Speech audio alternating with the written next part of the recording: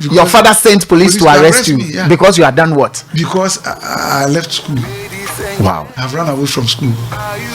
He could have sent your colleagues, your classmates, he could have sent your seniors to arrest. Why the police? Yeah, because he thought I'm disgracing. Okay. I said the son of an assistant director. Okay. Education service. Ran away from school to play music. But were you a stubborn child?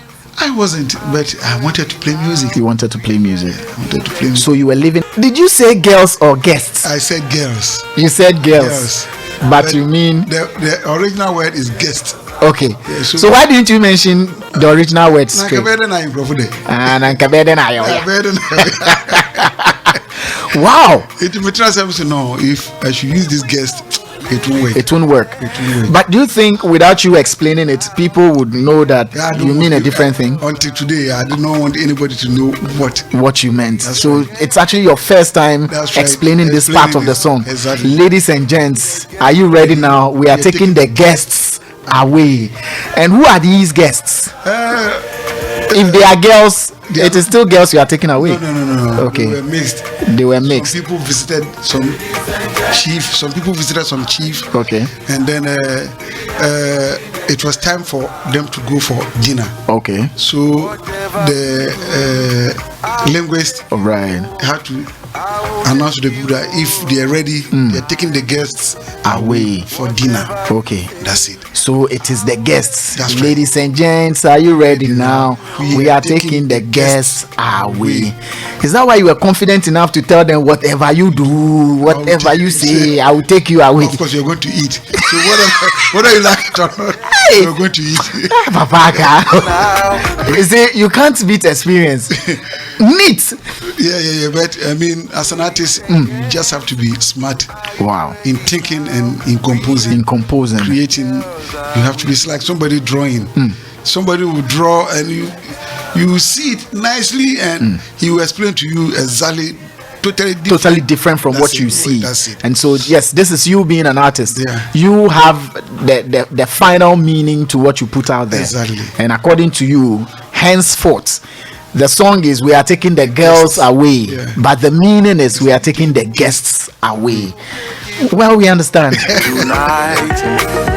And would you say this is your biggest hit of all time? In Ghana here, yes. In Ghana, yes, this is your biggest hit in Ghana. Yeah. I see. And this happened in 2016? Exactly, 2015. 2015 or 2016? Late 2015. Okay, late 2015 to 2016. Exactly. I see. And you had done music in Ghana for how many years before you had your hit? Until 2016, about 26 years. 26 years. Yeah. So it is okay to say you had your first hit song in Ghana after 26 years. Exactly. Wow. What kept you still doing music then? Because now I want to take it from now and then send it back to your era. Yeah. You know, now what most of these artists look out for is a hit. I mean, someone starts doing music last month and the next 2 months he wants a hit. And if the hit doesn't come after a year, depression sometimes sets in. But you have been doing this for 26 years before you had a smash hit. It's because, like I said earlier on, life is like you are watching a movie. Yeah. These guys, they just go to the studio and they want a hit. That means they are not musicians. Right. If you are a true musician, you don't look for hit. True musicians don't look for hits? No. You do music to satisfy your people, that's it. If along the line you have a hit, that's nice. So as a musician for all these years, you've never had getting hits at the back of your mind? No. It's never a thing you think about? I never think of getting a hit. What do you think about mostly? I think of playing good music, people like it and they appreciate it. So if along the line the people will say, oh, this your music is a hit, that's fine. What is a hit to Ackah Blay? That is what I don't know. What is a hit to me? I don't know. You don't know what a hit is? What a hit is. Right. But you I know what a good music is. You know what good music is, but you don't know what hit is. No. So it's we are taking the girls away, a good song or a hit song? It's a good song. It's a sweet song. People love it. People like it. But to me, I don't see it as a hit. Right. People see it as a hit, but you don't see it as a hit. I see it as one of my songs that people like it.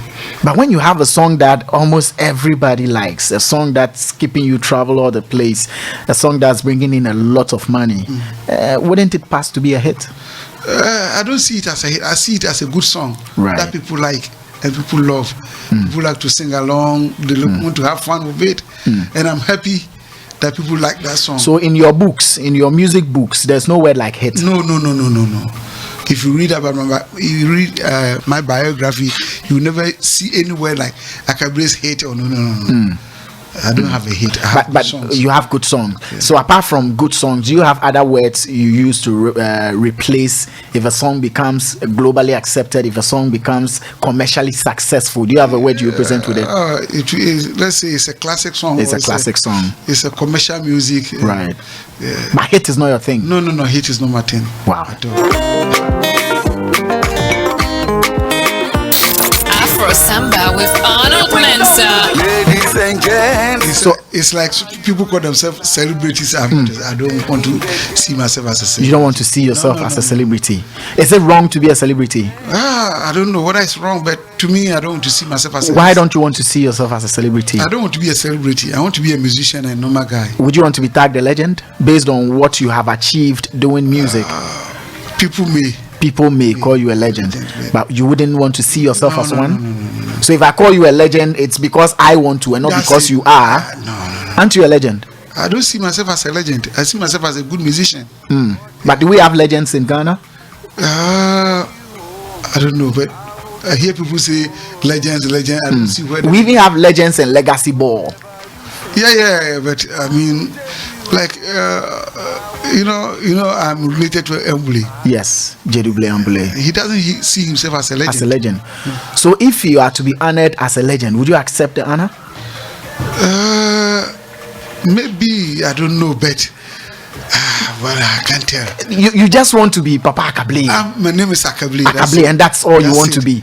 But you see, your works over the years would whether you like it or not, place you somewhere. And so if people see you like that and they want to honor you with regards to what you have done, I'll be grateful. I'll thank them. I'll say thank you. But I'll go home and still see myself as Ackah Blay, a musician. Is it a trick to keep your mind at ease? Is it a trick to keep your head afloat? Or you just don't see the need to be referred to as a legend? Not the need, but like you're saying, I mean, it's like we're schooling. The moment you say, I'm done with school, it means you wouldn't want to learn again. You wouldn't want to learn again. Right. If you see yourself as a celebrity, then you don't want to forge ahead. Okay. So it is a trick to keep you level-headed. It's very important. Okay. You need to check yourself anytime. If one time I met a very good friend, a rich guy. He told me he doesn't have money. A rich guy. He told you he doesn't have money. He's still hustling. Bob Marley one time was interviewed, and they asked me, Bob Marley, are you rich? And he asked, what is rich? What are you talking about richness? And the man said, you have millions in the bank. He said, oh, that is not, I don't have money. If that is what you are talking about, I don't have money. I don't have money. He says, I have life and I have music. If the people think I have money, fine, but me, I don't have money. I have life and I have music. So if you see yourself as a rich man, then you have a limit. If you call yourself as a celebrity, then you can't go out to go and buy watch it. This morning I went out after my walk. I just went to buy some cocoa and yes, but sometimes you can't go out to buy wache, not because you wouldn't want to, but because if you go, you could cause chaos. You know, some people are so huge when they step out there to buy wache, there could be stampede. They've made themselves huge. Wouldn't you want to make yourself huge, Papa Ackah? Why would I make myself huge? But you are huge. That you are saying it. I live normal among my people. I go out, they come to me, we talk. When I step outside, hey, Ackah Blay, say yo, then blah blah blah blah blah. I make it such a way that you'll be easy. It will be easy for the not the normal guy, but easy for everybody to approach you. Yeah. Have you won some awards? Yeah. Okay. Several awards. In Ghana and outside Ghana? Yeah, in Ghana and outside Ghana. I think 2010, I won the Sunshine Music Award as the best instrumentalist. Right. And then 2011 also, the same 2010, I won the best instrumentalist on the Ghana Music Award. Right. 2014, I was awarded the best African guitarist in best African guitarist in Benin on the Mia Festival. I was awarded. It was a normal award given to me by Skanderborg University in Denmark. Right. In Denmark. Yeah. I see. So and so apart from Denmark and then the other ones you won around the African sub-region. That's right. You still have some more you won in Europe? On the Nobel Peace Prize, I got one award. Nobel Peace Prize. That's huge. Huge. Yes, that's really huge. Huge platform. Yeah, Nobel Peace Prize. Yeah. That's big. Very big. Whatever you do, I will take it. It was myself and the laboratory. Okay. Yeah, and then Eric Antonio. No any other Ghanaian has ever been there.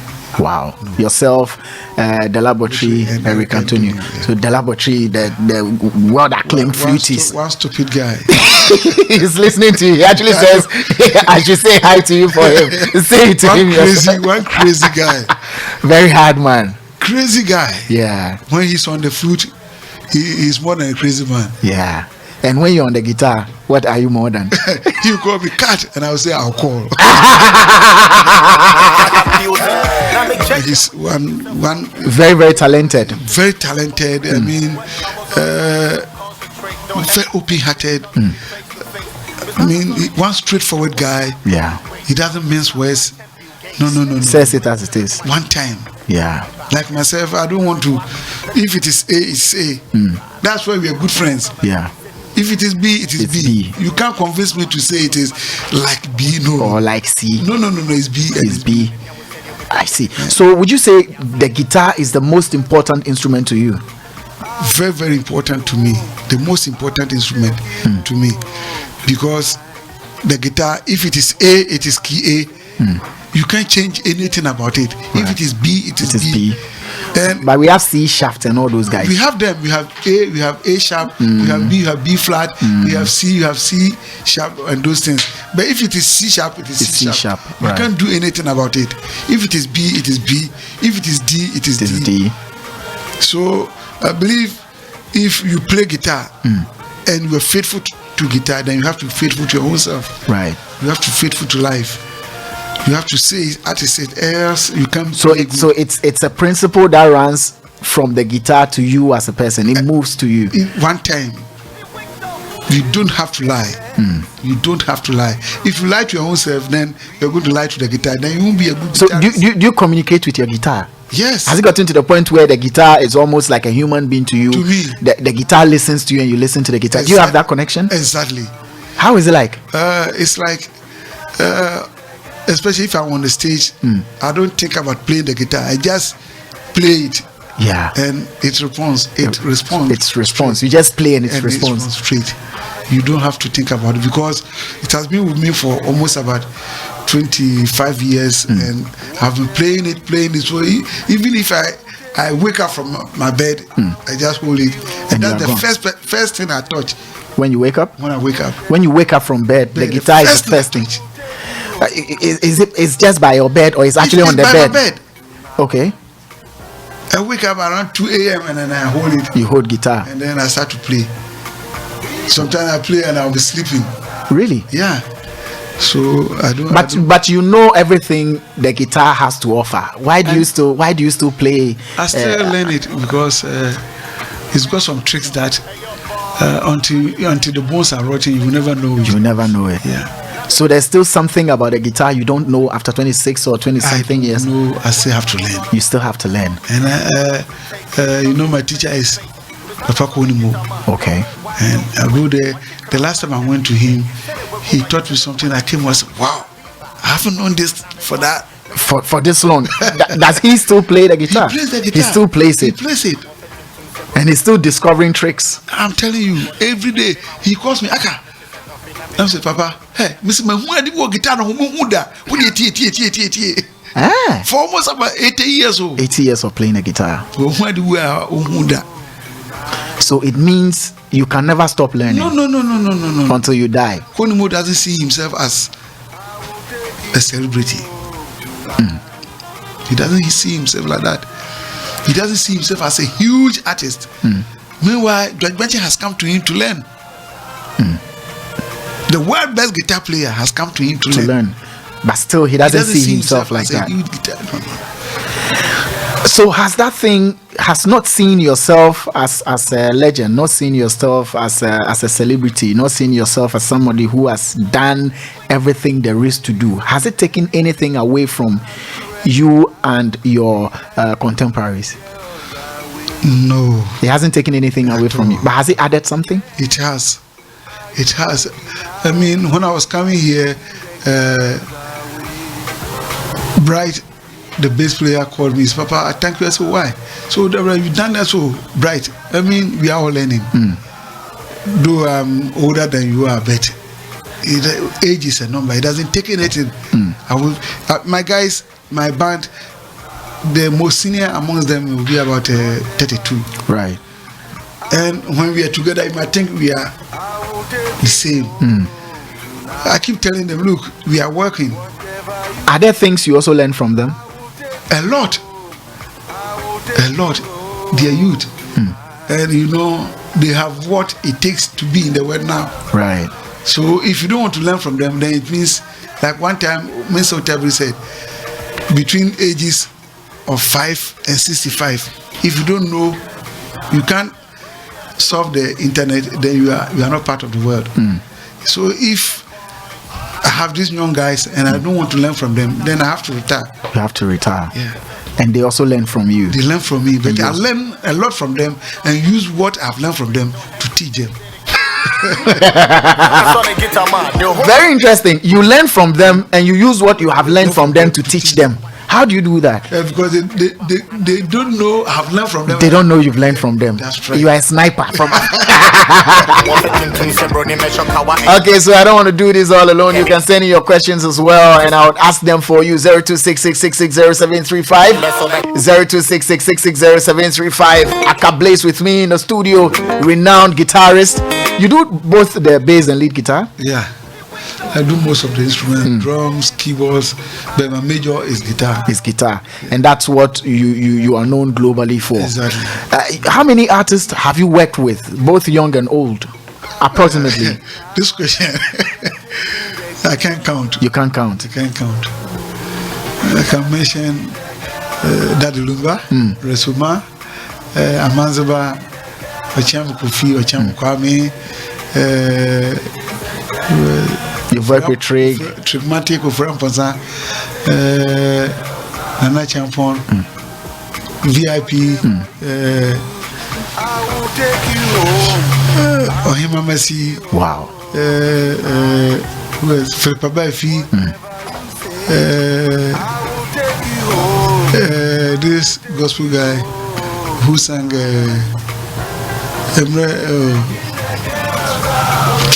There are many. How about other African artists? I've worked with the late Hugh Masekela. South Africa. I've worked with Orlando Julius in Nigeria. I was on the same stage with Jonathan Butler.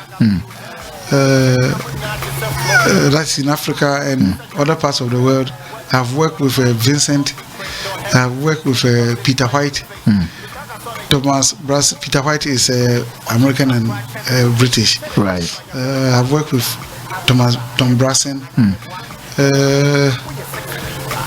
I've worked with Lars Leod. He's got the biggest band in Scandinavia. Wow. Yeah.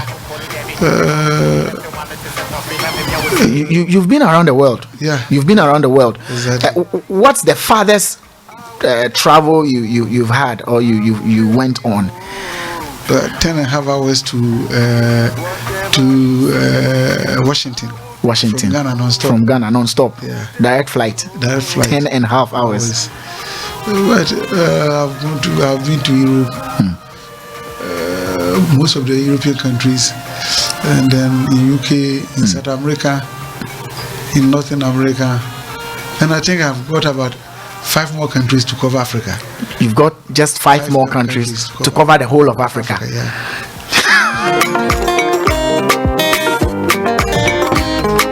Wow, brother. 5 more countries to cover the whole of Africa. Exactly. And it's music. It's the guitar. It's the guitar.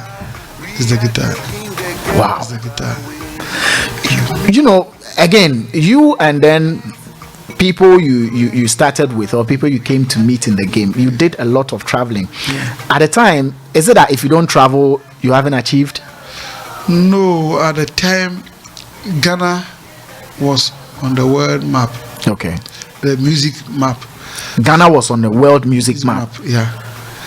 And, you know, a lot of bands had to travel outside to entertain. Both Ghanaians and foreigners. That's right. And you were making money? Of course. Enough money? Enough money. Or these were travels that No. didn't involve enough money? We made, otherwise how would Because we have some artists now that travel to go and play shows outside, and all they get probably is the tickets, where they sleep, and they play almost free shows. Yeah, some of them in very travel, small some places. of them travel because they have to. They want to travel. Right. But not me. I won't travel because I want to travel. No, you travel because this is my work. I left school in 1985 and haven't done any other work. It's just music. And I had family to take care of. So I work and I make money. You don't work. I took it like I was supposed to be a physician or a teacher. Right, but you decided to do music. Yeah, and I had to let my father know that I chose music. And music is job. It's not just playing music. Was it difficult convincing him? Yeah, it was difficult to convince my dad. Because he wanted you to be what? He wanted me to be a teacher because he had been a teacher the whole of his life. He retired as an assistant director of Ghana Education Service. And he wanted me to replace him.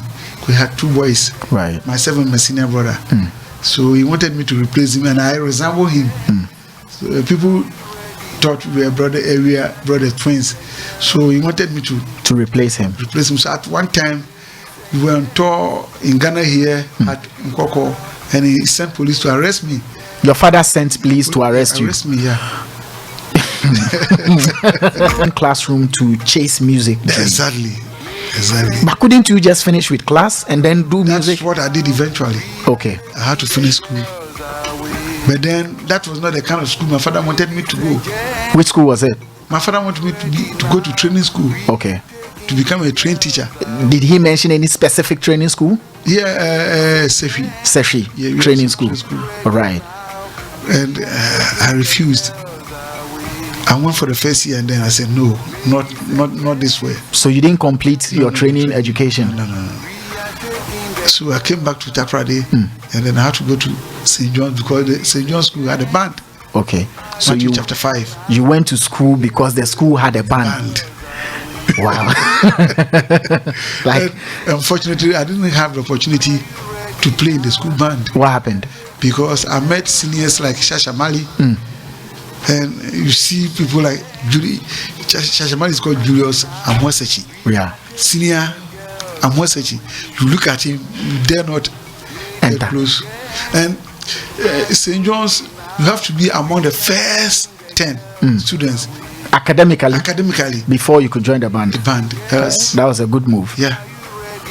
Yes. And you couldn't make it to be part of the first 10 academically. So you were only interested in music. That's it. Where did you pick the inspiration from?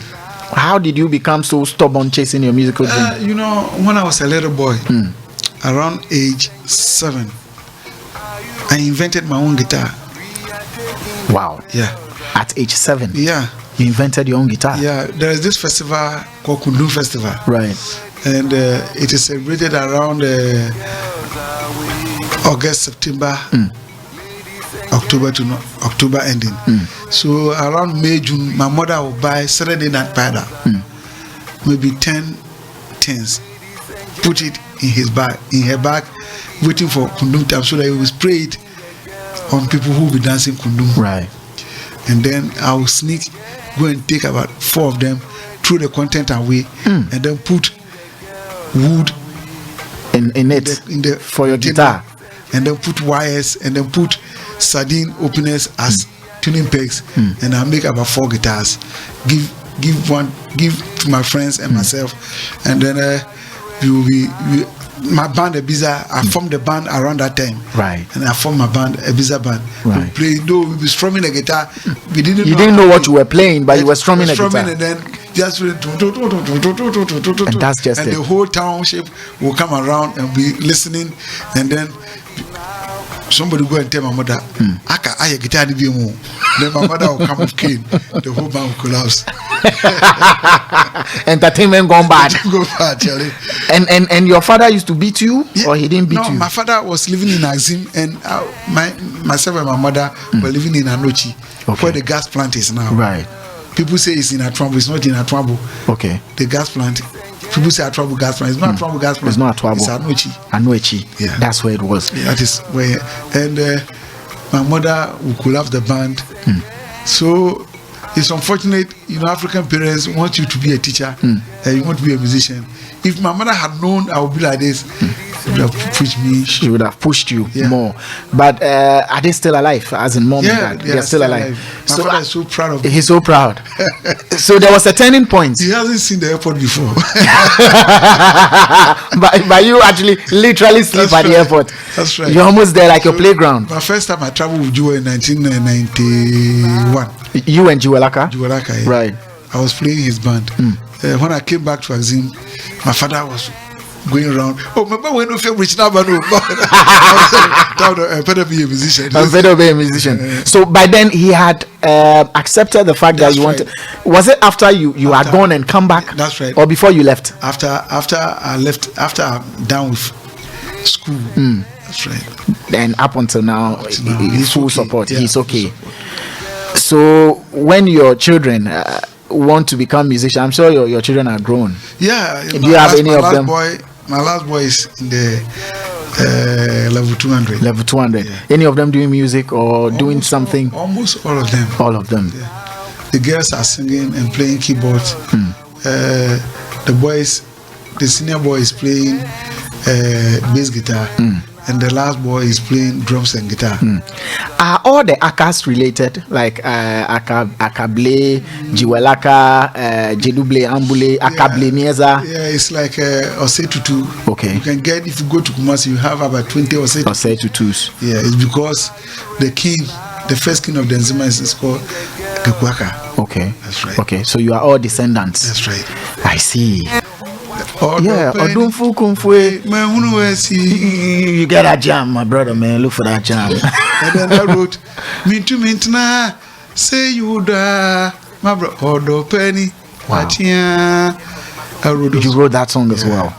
So you've been writing for folks. Yeah.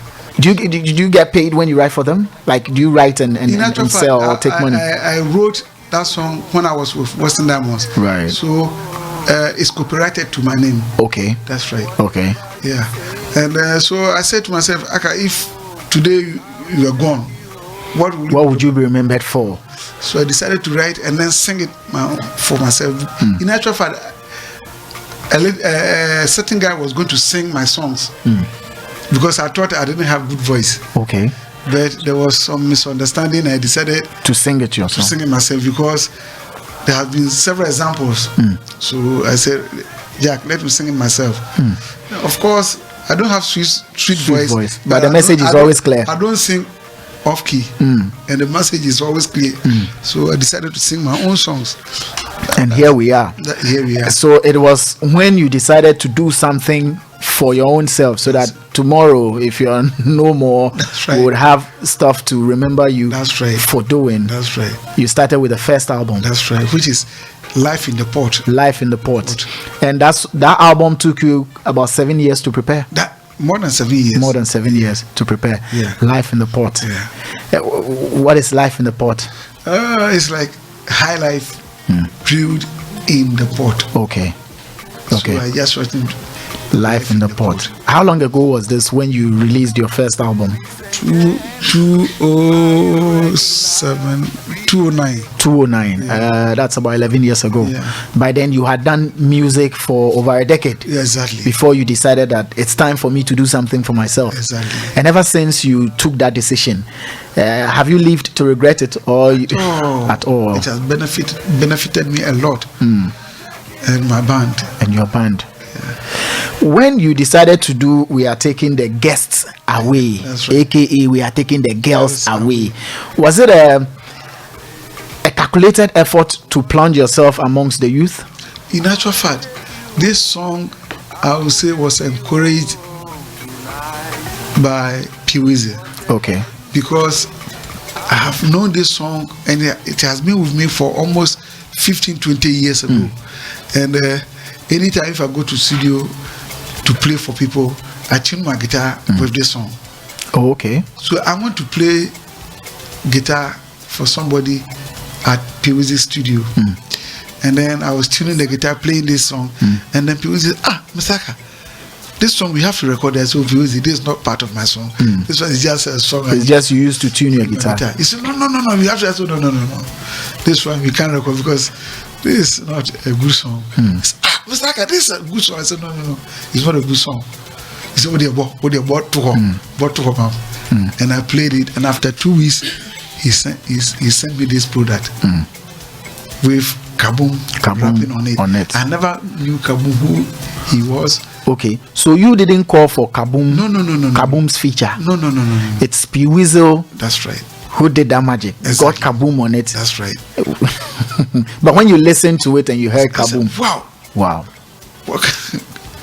I see. And after the production, after 3 weeks, the song was everywhere. Yeah, it blew. It blew. And one person who pushed this song so much is Sir K. K-A-Y. Oh, okay. Yes, by then on Plus FM. That's right. K-A-Y. That's right. You know, he pushed it. It was his signing out song every day. It's true. On Plus Extra. It's true. Anyways, thank you very much. But one final question. This one is very important to me.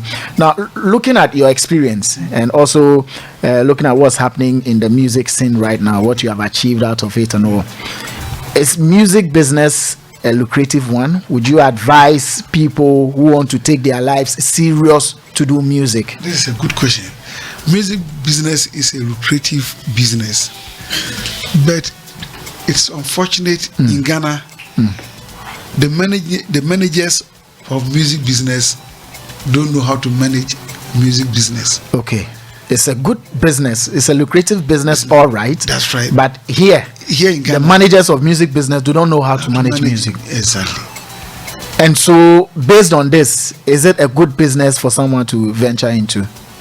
It's a good business. Would you still encourage businessmen? You would encourage businessmen to come in. How about the young man who wants to take business as his music as his full career? Then he has to learn what music business is. Okay. Because the people managing Ghana music business have no clue as how it should be. Even from the top, from Musica down to the people? None of them. Not even Musica? None of them. They don't know how to manage it. Gamro? None of them. Your friend Rexoma is listening. Yeah, of course. I don't think you'll be happy with this. He's not just my friend. He's your brother-in-law. He's my brother-in-law. And even together with Rex, still. They don't know how they don't know how it works. They don't know how it works. No. So do we have no idea. So with this hanging on our necks, do we have a future? It's a big problem. You see, we need to do what is right. You didn't just wake up to sit here to become a presenter or a DJ or something. No. You learned. I learned. I practiced. You practice it. Any doctor will not just wake up to become a doctor. A teacher cannot just wake up and become a teacher. You see, we need professionals. For the fact that you are a musician, that doesn't mean you can manage. I'm a musician. I write my music. I have my production. I have whatever. I have my band, but I don't manage it because I haven't learned management. You don't have knowledge about management at all. So we should allow managers, people who have the requisite knowledge. Exactly. We who have learned music business, music management. It's unfortunate in Ghana here, we don't have that subject, even at Legon. We don't have it. We don't have music it. management, music business. We don't have it. So people who can talk a lot, blah, blah, blah, blah, blah, blah, just force their way there and then go and squander money, blah, blah, blah, because they know that there are a lot of loopholes, just pass through and then squander money. So until we correct this thing, if we can never, Gamre can never work. It won't work because people there don't know. They have no clue as how it works. People at There's Gamro only one person who is Abraham. Okay. But he's also a miser. Abraham is a miser. Oh, I'm telling How you. do you say that in Nzima? Asikongo. He's Asikongo. Yeah. He does not want to do the right thing. Because we use our money, musicians' money, to send him to school and learn music business. He's back And he's not using it to benefit you. That's it. Very unfortunate. Then change him. We will change it very soon. Who else would you change? Oh, everybody there. You, including Rex Omar. Of course. You change him too. change Bessa him. Simon. Bessa is not a businessman, he's a musician. Okay. He shouldn't try at all. Okay. How about Ras Levi? Ras knows because he learned in Ivory Coast. Okay. Music business. Okay. Wow. Papa Kata. Properly produced. Yeah. Were you part of this one? I wasn't part. You weren't part of this one. Okay, so you have a song here, Papa Ackah, Blay, An Old Lady's Tale.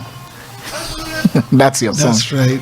An old lady. Why? It's a long time you did it. It's a serious story my grandfather told me. Wow. An old lady's tale. Yeah. I want us to share it with the people. It's about will I say, is it about corruption or it's about this old lady who had this beans farm. Right. But she had two maid servants who helped her on the farm. But anytime she brings the beans from the farms and then dry it on the mat, in her absence, when she comes back, some of the beans will get missing. Right. And then she will ask these two ladies who stole the beans. But everybody would deny, I wasn't the one. So this old lady one time brought these two maid servants to the river. And then they all stood on the river. Yeah. They stood on the river. They stood on the river, like Jesus walked on the river. That's right. They stood on it. Wow. And then they sang this song. So whoever stole the beans just got would drown. Yeah. Wow. This is the story. Wow. So I wanted to catch a line, but so difficult to catch, man. It's very simple. Very simple. Yeah. Very just as you said it, yeah, or the story is longer than very long, but yeah. You made it simple. Yeah. And so, how long ago did you produce this one? This about a year ago. About a year ago. Yeah. Okay. But the story has been with me for the past 45 years. That's a very old story. Very old story. And you decided to bring it back to life. Exactly. Why did you find it important to tell the story? Because I think the youth is missing something. It's better they have to know all these stories, right, so that they can straighten up their lives. I mean, they think all that is good, all that glitters is good, but that is not how life is. It's like you are watching television. Life is like people watching television. Yeah. The last production I did with Pablo before he passed on, he had this song. He says, "Wabrabo or to say video, kona kwatra hona rewind na hwe." Ibu say, "Adna ehwe no, TV na ehwe no, de won pese wo hwe no, e na ohu." De won pese wo behwe no. De won pese wo behwe no, de won pese wo behwe no, e na omo de chiro TV. Yes. That is how life is. So these are stories that the youth need to hear, so that they can straighten up their lives. They don't have to follow money. So how many of these stories have you told? A lot. In most of my songs are stories that was told to me by my grandfather. And you're also passing it down. I'm passing it down to us. Most of them. Wow. Almost 90% of the stories of the songs that I produce, apart from the ones that, I mean, we just have fun. Ladies and gents. That's right. Even that one also had a story. That one is a story. I just point it out. It's not ladies and gents. We are taking the girls away. That's not how the story is. Just coined it. You just coined it. But that's how it sounds. Yeah. Papa Ackah. Okay, so there's this one. The story is. What's the title? If his mama tells you mlamla, if his mama tells you esikongo, something like you are selfish, you are miser, you are greedy, you are everything bad. You are everything bad. Esikongo. Mamla esikongo. Mamla is the name of the person. Okay, mamla esikongo. So mamla is everything bad. Like Jesse Okasa esikongo. That's right. Beautiful song. Yeah. You were surprised when you heard it. Yeah. Yeah, we have your archive. That's right. Because I have reproduced this particular song. Oh, for real. Yeah. For real. We're definitely going to get the reproduced one and bash it as well. Okay, so here you are with ex Kankam, Susanna. Well, I have also reproduced this one. You've reproduced this one as well. Yeah. With Trig. Yeah. Okay, good.